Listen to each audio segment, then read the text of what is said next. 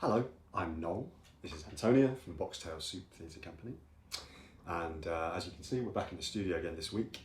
Not because we haven't been touring the Grimm Tales shows, we have. But like we said before, we don't want to just keep showing you venue after venue after venue, all the same sort of thing. This week we've also been working on Gulliver. So we thought we would talk a little bit about the work that we've been doing for that. One particular aspect of it. Yes, so you'll have noticed that the vlog has quite a strange title, which we will explain the meaning of in a minute. But we have been going over the research and development footage that we took on our GoPro during the week that we had back in April, I think it was, last year. I think it was April. And during that week, I think we've mentioned before, we managed to get a very rough sketch of the whole show done, didn't we? A sort of rough outline of everything. We tried to make sure that we had at least a picture, if not a bit more, for every scene in the show. Get a sense of something coming over him, like, the eagle soared down and all of a sudden there was a flapping of wings and an incredible noise and it grabbed me and off we went.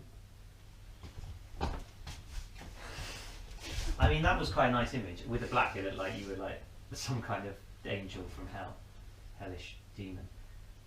I prefer that to the wings flapping with just a little ripple maybe, and us sort of. It looks very shippy again. It looks like two sails sort of behind you. Yeah, and we knew that we were fortunate enough to have some dedicated time to do that and to have a play around with the show and to explore all the different different things we might want to do with it. But we also knew that there'd be a gap afterwards, so it was really important to make sure that we recorded everything that we did so that we wouldn't forget the ideas that we come up with. And it was very useful, and it was nice actually. It was nice, been really nice to go back over it because I for one had kind of not forgotten everything by any means, because we'd done some slightly more polished versions of those bits in the Everyman Theatre, which is what we put up on YouTube then afterwards, and those are the bits that stuck in my head more. But the in between, obviously there's a lot more to the show than just those sequences, so that I had forgotten some of what we'd done, and we were really laughing actually when we were watching it because we were pleased actually. Yeah, absolutely, yeah. So the polished bits, if you want to go back and have a look at them, I might pop a link somewhere so that you can see the videos that we did at the Everyman in Cheltenham. And like you say, that was bits of the show that we decided, well, we wanted to develop them a little bit further so that they were ready to share and to give people an idea of what the show was going to be. Yeah, there's still very much rehearsal footage. Obviously we've got scripts, we're not wearing any proper costume, the set is a prototype, it's nothing finished, but nonetheless they're a little bit more ready than the GoPro footage, which is really rough and ready. Yeah, so all the GoPro footage is just stuff that we did in here, and we were literally trying things out and coming up with ideas to fill out the whole of the story and find ways that we might be able to solve some of the problems that Gulliver's Travels presents, which there's a lot of I think more than any other show even, although we often say that and then we come to a different one and we're like, no, this one's got more than any other. But it definitely has a lot. You know, you felt like when you were doing, I remember the feeling when we were doing the R&D, we felt like, right, we've got past this major problem of him being big and these people being tiny, and then now we've got to make a fire happen, and now we've got to, and then 2 seconds later he's got to be shipwrecked, or 3 seconds after that there's a giant, and it was very much one thing after another. Yeah. There's a lot of different places and a lot of different locations, a lot of things with scale and a lot of things with a lot of fantastical things happening, and there really is no respite from it. It's just one thing after another. So, and one of the main things with that, of course, is also that you don't want the audience to get tired of you simply sort of grabbing lots of stuff to make a picture and going ta-da, and then the next 5 minutes being you grabbing more stuff and going ta-da. You know, that you want to give the audience a story and character development. Absolutely, and that was really important both in the writing of the script and also in developing the ideas for the show, because exactly as you say, it could be exhausting just to watch one change after another, one thing after another. You need those moments where you can just sit with it for a second, and some characters might even have a conversation. Yeah, exactly. And we've still got a little way to go with that side of it, I think.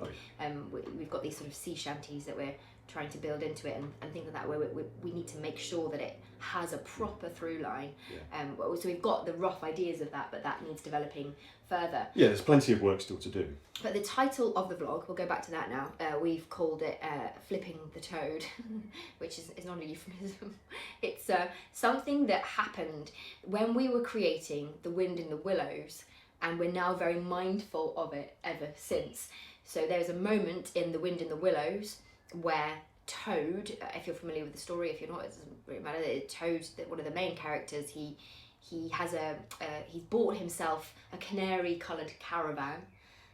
He's very excited about it. He's driving along in this caravan, and he spots a motor car coming along, going very, very fast, and he loses control of his caravan in his excitement at seeing the motor car and crashes the caravan into a ditch.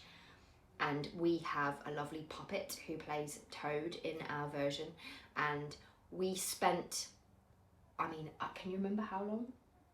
Far longer than we should have done. Yeah. Basically trying to make the puppet do a backwards somersault to land on the floor behind us as this crash was happening. So the idea being that he would have come off the front of the caravan, spun around, done a backward flip and landed on the floor behind it. Now, bearing in mind, there were 3 of us in it. Yeah, there were 3 of us. The puppet has a full body, arms, legs, head. It's all articulated. So there's a lot of stuff to keep track of. So we were trying to figure out, who could grab which limb, where, what part needed to be turned, when, and how we could make it look effective and seamless. And it's safe to say that, yes, we spent far too long doing that particular moment, trying to make him do a backflip.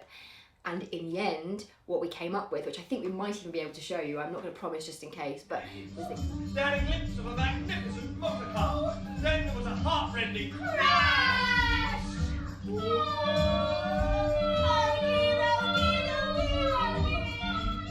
The canary-coloured car lay on its side in a ditch, an irredeemable wreck. The motor car flung up an enveloping cloud of dust and disappeared to a speck in the far distance. Oh, you scoundrels! You highwaymen! You rude hogs!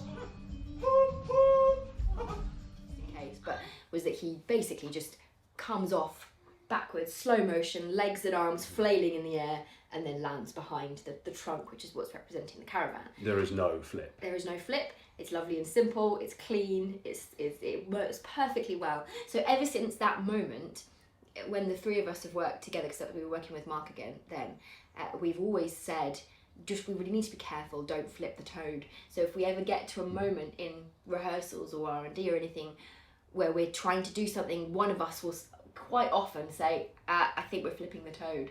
And then we stop and re-examine. Yeah, and I think it's kind of the flip side of, we've talked quite a lot in these vlogs about creativity and kind of coming up with ideas and making sure that that there are no bad ideas in the beginning, you're not dismissing stuff, and ways to get your creativity flowing and make sure that you're kind of allowing anything that's possible to be tried out. This is kind of the flip side, excuse the pun, it's kind of the flip side of that. There is always a danger that you can get bogged down in something if you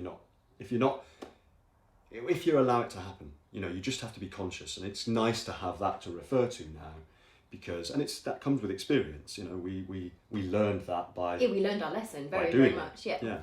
And it's not to say that we don't do it sometimes still. When we were going back over this footage from the Gulliver R&D, there were a couple of moments when Noel and I were watching where we were like, were we flipping the toad? I think we might have been. But I think we don't do it for quite as long. No, that's and it also means that a very quick point of reference, when one of us feels that that's happening, we can just say, look, we're flipping the toad here. And we can all then look at it objectively and go, yes, we probably need to move on. And often what you'll find actually is that you are potentially overcomplicating something. So much like with Toad itself, you'll then find that you go back to kind of the initial idea that you had, or you go back to something simpler, and you realise actually, no, this was absolutely fine, and we can build something around. It's really about build something from that. Saying, well, what were we trying to achieve by making Toad do a backflip in that moment? What were we trying to achieve? What do we want the audience to see? And once you actually re-examine that, you realise that actually he doesn't need to do a great circus trick. No. It just needs to be this nice image of him being, you know, knocked off the back of something. And it's the same then with anything, like any moment like that. And often you'll find that by simply moving on, when you Yes. then come back to it, Yeah. you look at it with fresh eyes and you have a completely a new bit of inspiration for it, and something little, you know, you'll make a little tweak to it and go, oh, well, look, we fixed that. Or without even thinking, you've done something together and gone, oh, hang on a minute, that was the moment we were trying to do this. Well, that works much better, whatever the simple thing that the simple solution that we just found. Yeah.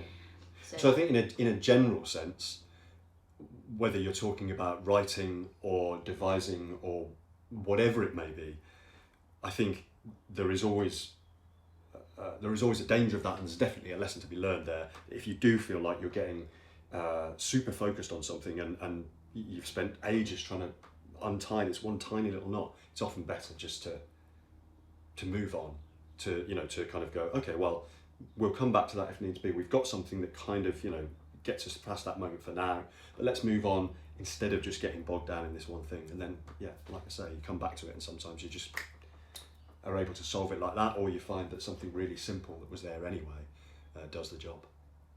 Yeah, so there were definitely a couple of moments, but there were also moments in the Gulliver R&D where we stopped ourselves for sure from doing that. We also had to cut character, a couple of things as well. As we were going along, we were like the monkey, for example, in the King and the Queen yeah, scene. the monkey. Wow. There was a monkey puppet, which I'd made a prototype monkey puppet really? and everything. And that was, we were Toad, very much in danger of flipping the toad, and I think it was partly because we were trying to keep a character that was really incidental in the story and make it more of a feature, and it was actually detracting from the main point of the scene. So there's lots of those things that happen, and it's why it's so useful to have those dedicated R&D weeks, because you find that then when you get to rehearsals, most of those things you've already ironed out or you've got rid of, and you've tightened it a little bit. So she could be on the throne if you wanted, or whatever. You would maybe grab him to begin with. If we were going with what's in the script, we don't have to. Maybe we wait a bit, but it seems quite nice that the monkey comes in and sort of...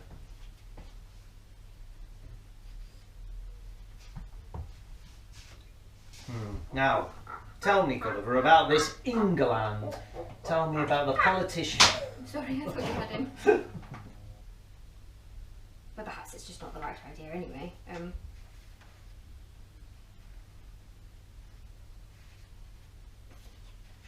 Maybe the monkey's the problem. Maybe we don't need a monkey. I don't know. Feels a bit like at this point we're trying to fit a monkey into a scene that's not about a monkey. What I felt like when we were on the table, that really what we're doing, what we'll end up with if we do it like that as well, is that actually all the focus is going to be on what the monkey is doing, and no one's going to hear any of what they're saying. Well, let's ditch the monkey then and try that. So we're very much looking forward to going back to the show, actually, and I think we'll try and see if we can put a couple of little moments of the GoPro footage in at some point during this vlog or at the end of it or whatever, so you can see the kind of thing. The looks of exhaustion and bewilderment on our faces. As there are quite a lot of get sequences. to the second hour of discussion. Yeah. You can definitely tell when we run out of steam as well, can't you?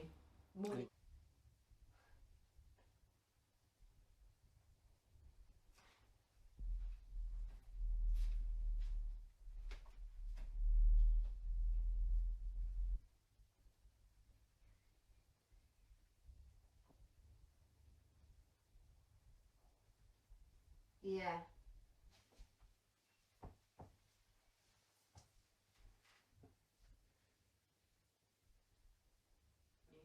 Morning Anyway, rains are better, but I think lest we hypocritically flip the toad on this video, I think we probably kind of explained the concept as much as we can.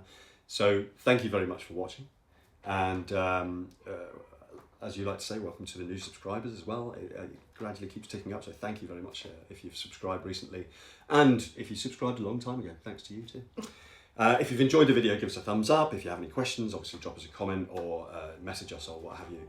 Otherwise, thanks again for watching, and we'll see you next time.